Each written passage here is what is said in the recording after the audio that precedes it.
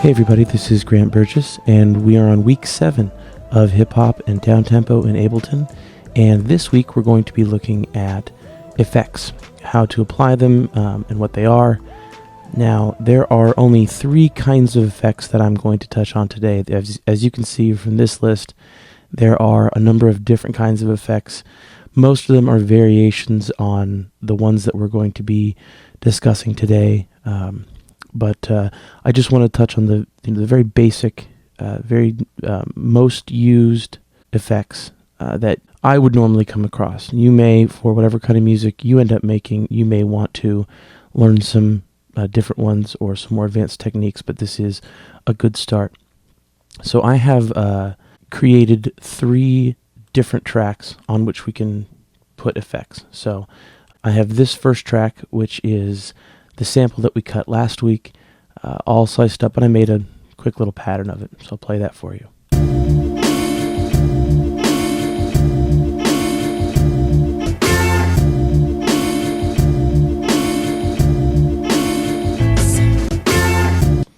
And the second thing is a quick drum loop that I made with the week 6 drums over here. I'll play that for you.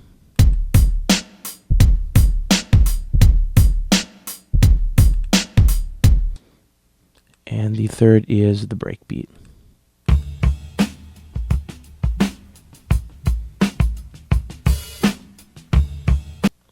And the reason I have all 3 of those laid out is there are different ways that you can use effects to affect a certain channel. So I want to start talking about delays. A delay is an effect that causes a sound to repeat itself, and it doesn't repeat immediately afterwards like a reverb would. It actually, well, you'll hear it more than you'll see it. So the easiest way to show how a delay works is I'm going to put it over this entire breakbeat. So these 2 are Midi tracks. The sample and the drum break, these are Midi tracks, and they're both controlling these drum racks down here. So they are triggering wave files. This is an audio track, the breakbeat. So if you want to apply an effect to an audio track, if you double click on the kind of the header up here, you'll see down here it says drop audio effects here. So let's do exactly that. We'll drop the simple delay down here. And what you see is initially kind of confusing. So I'll run you through what we're looking at real quick. From the bottom left, the feedback dial is the amount of times that the delay will repeat itself. The dry-wet dial is going to be on almost every kind of effect that you use. Dry means no effect whatsoever. Wet means all effect. The entire signal is going to be the affected sound. So if we're set right now, we're set at 50%. That means that 50% of the sound that you hear is going to be the original, and 50% is going to be the effect. And then we get into these delay time buttons up here. They work when this sync button is on, so you'll see it says sync in these 2 places for the left channel and for the right channel. What that means is that it is synced to the tempo of the song. So if I were to change the tempo of the song from 85 to something else, it would change the way that this delay works. The numbers are the number of, they're the beat division. It's basically how many 16th notes in between each delay. So all of that's probably very confusing. So I'm just going to go ahead and select 2 for each channel because I want the delay to be even. To have the delay be different between left and right channels is, it produces a pretty different sound, and you can play around with that and see if you like it. So I've put the delay on 2 16th notes, and I need to turn my feedback up. So I'm going to turn it up to about 69%, and the dry wet I'm going to turn down just a little bit. So now I've got this delay down here, and you'll see what it does to the breakbeat. Now, obviously it doesn't change the waveform at all, but I'll play it for you so that you can hear it.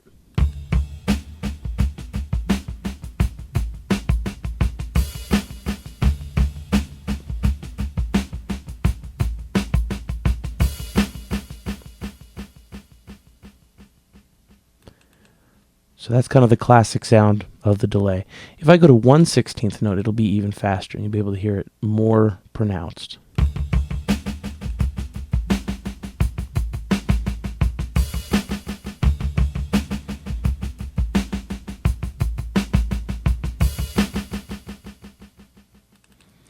And so, I mean, if you change it to 3, then you're going to be kind of on these triplets.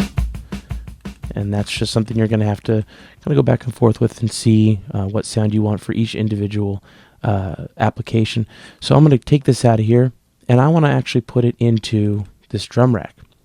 So there are two ways when you're not, so if this was an audio file, an audio track, and this is a MIDI track, there are two ways that you can apply effects to a MIDI track, especially a drum rack.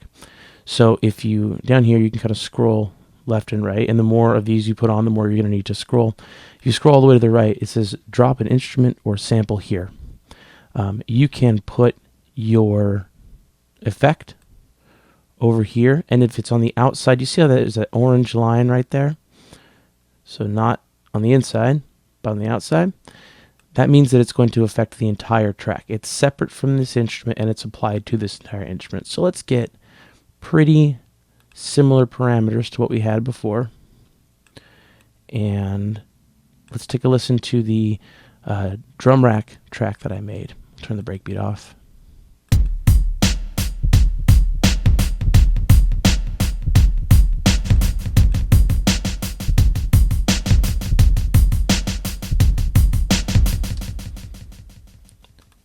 Now, the reason I decided to put a drum rack in here is because if you want your effect to only affect one instrument, let's say we only want it on this snare, we can put the delay. Now, you don't want to do it in here. You want to do it over here in your chain list. You can put the delay on the instrument itself, and you'll notice that when it drops it in, it drops it on the inside. So not over here where we had it before. It actually drops on the inside. So if I were to go to low kick, you see it, or all these other ones, you see it disappears. But when I'm on snare, it's there. So let's get it set up. And with these, you may want more dry or wet, or you may have a clean channel and then 100% wet delay channel. It's up to you how you want to do it. The way that this sounds is if I just press the play button here. So let's play it in the drum rack.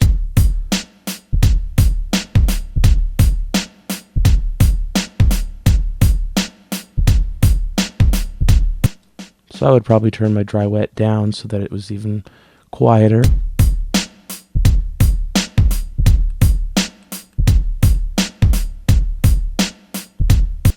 So that's how you apply it to a single instrument. One of the really quickly, one of my favorite tricks to use is it's pretty hard to hear in this, but if you listen, there are the maybe hats.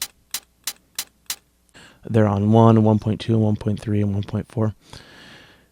If you put a simple delay on, we'll put them on the maybe hats, and we're going to put them on 1/16 note so that the amount of delay is each 16th note. We'll turn the feedback up. If you play it, they actually sound like someone is playing the hats faster.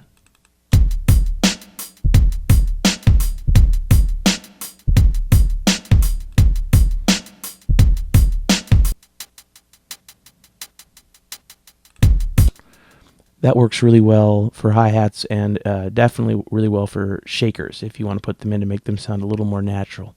All of these can be applied in the exact same way over to our sample. So if we're listening to this, let's say we want this note right here. I'll play it again so you can hear it.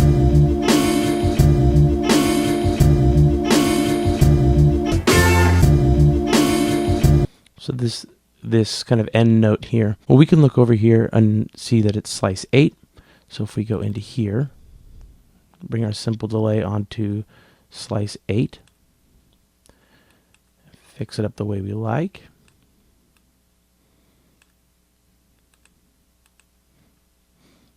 Now, actually, let's turn this up just a little bit so we can hear it.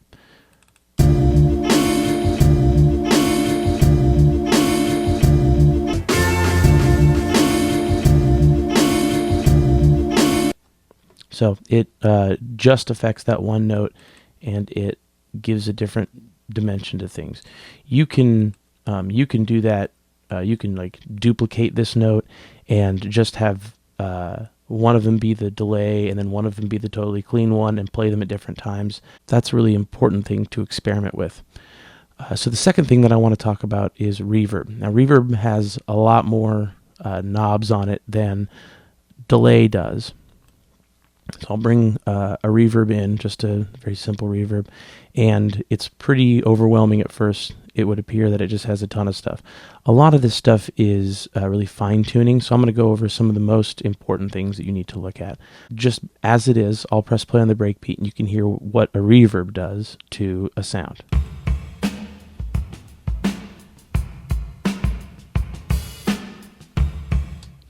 So it gives it kind of like it's playing in a gymnasium or something. So there are a few things that you need to know about what we're looking at. First is, we'll just start in the upper left here, input processing. So there's a low cut and a high cut, and depending on the kind of sound that you are putting the reverb on, you're going to want to use a high cut or a low cut, and that's really up to you what sounds best. So the high cut, if you turn it off, now it's going to make the entire all the high frequencies and low frequencies, everything is going to have a reverb. If you turn the high cut on, it turns those off. That's pretty straightforward. Down here in the bottom left is your pre-delay, and what a pre-delay does is it determines the amount of time between when the signal comes in and when the reverb starts. So right now it's at 2.5 milliseconds, which you really can't hear. That's very, very fast. So but if we turn it up to, let's turn it up to 250 milliseconds, and I'm just going to play the first note, and you'll hear how long it takes for the reverb to kick in. See how it's like way behind? That's what a pre-delay does. There aren't a whole lot of times that you're going to want to use that unless you're in the 1980s. The decay time should be pretty straightforward. It basically is the amount of time that it takes for the reverb to reach completely quiet. So right now it's 1.2 seconds. We turn it up to 7 seconds.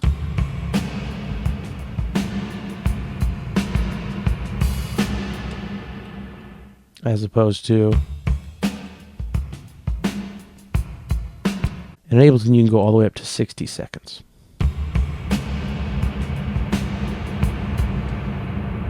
So if you want things to sound really washed out, that's definitely one way to do it. If you ever want to panic stop on any of these effects that have kind of a tail like this with the delay or the reverb, if you press this, which turns the effect off, it will turn it off, and then when you turn it back on, the tail end of it is gone. So we can kind of set it back. So again, you have your dry wet, and I want to show you, this applies to the delay as well as the reverb. One of the difficult things about working with your dry wet mix is that you have to realize that if you have a certain amount of volume or punchiness to your tracks, we'll turn this off. It's a really clear sound. If you turn your dry wet so all the way to dry, it sounds the same. But if you turn it all the way up to wet, it washes completely out. So what you do is when you turn the wet up, you are sacrificing some of the kind of the punchiness and the presence of your track. So that's where you have to be really careful in kind of figuring out where the dry wet knob works, or where it sounds the best. I don't usually mess with stereo, and Ableton always has off in the left over here, it has descriptions of all those things, so you can read up on those things. So if I cut this out, and I'm going to do the same thing just really quickly. I'm going to bring a reverb into here for the snare, and I'll turn the dry wet down so we still have some of the punch. Turn the decay time up a little bit, and I'm going to turn the high cut off just to hear how that sounds.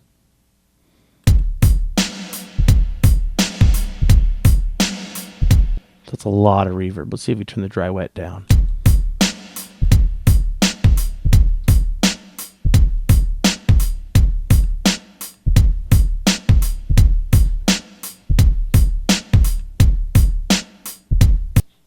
That's how you get individual drums to have different sounds.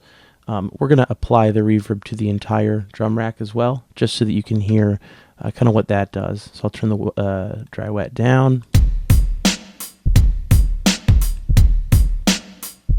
So it just kind of makes the drums sound like they're being recorded in a large room with flat walls or whatever. And we don't need to put it in here because it's going to be a very similar situation for that. The third thing, and the last thing I want to talk about today, is Equalizer.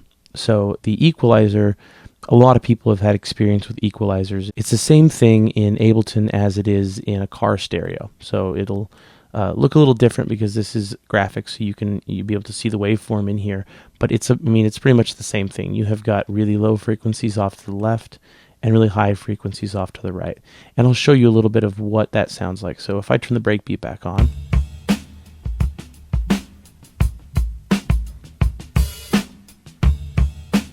you'll see that every time the kick plays, it gets higher over here in the left in the lower frequencies, and then every time the snare plays, it's high kind of in the mids and a little bit in the highs.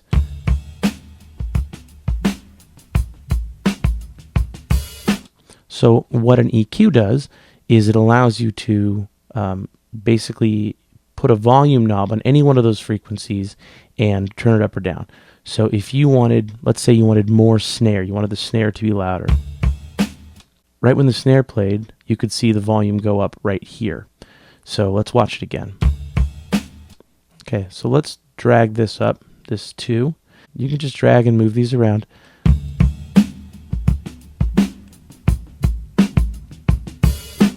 So that boosted the snare sound. If we wanted to boost the kick sound, so now we're getting too much kick. So that's how an EQ works. You usually use it if you bring in a sample and you want to kind of repair it. If it has very little low end, very little high end, you kind of use this to mix it a little bit better so that it sounds richer. Each of these buttons, and you can turn on, there are as many as 8 if you'd like for them to be. Each of these buttons has a different, let's take a look. They have 8 different ways that you can use them. You just experiment with them. 4 of them are very similar. So if you look at, I'll choose 1, and if I go to this, it rolls it off to 0. So if I want to take all the bass out of this breakbeat, for instance, that would be the way to do that. If I want this decline to be even sharper, I use this times 4, and it almost rolls completely off. Let's turn one off, and now we're looking at 2. When you're in this mode, it just allows you to go up and down. This is kind of the most useful of the different modes. This one, and this one, they do similar things just on opposite ends. So they bring up everything to the left, or if we were to choose it as this one, it would bring up everything to the right. And these are just kind of reversed versions of the first 2. This one has a much more dramatic reduction of, so if we were to play it,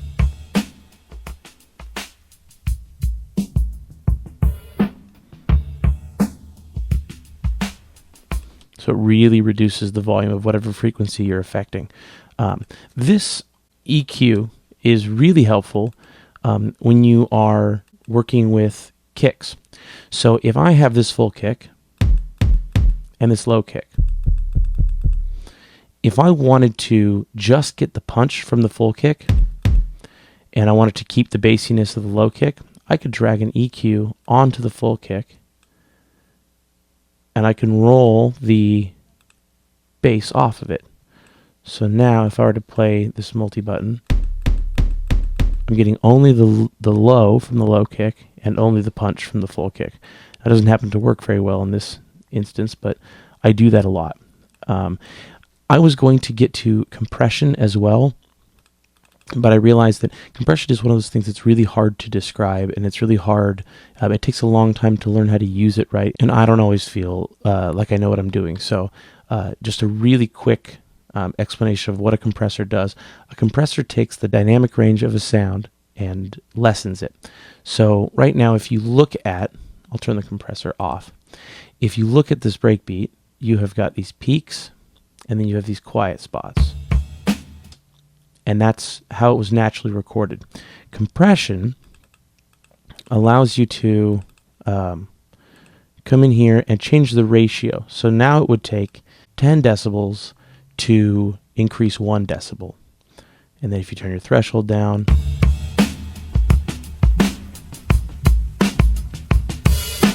it can make things sound more punchy. It can make things sound more washed out. A lot of applications for it, but you have to explore that on your own. But I think that's going to be it for this week. I'll talk to you guys next week. Peace.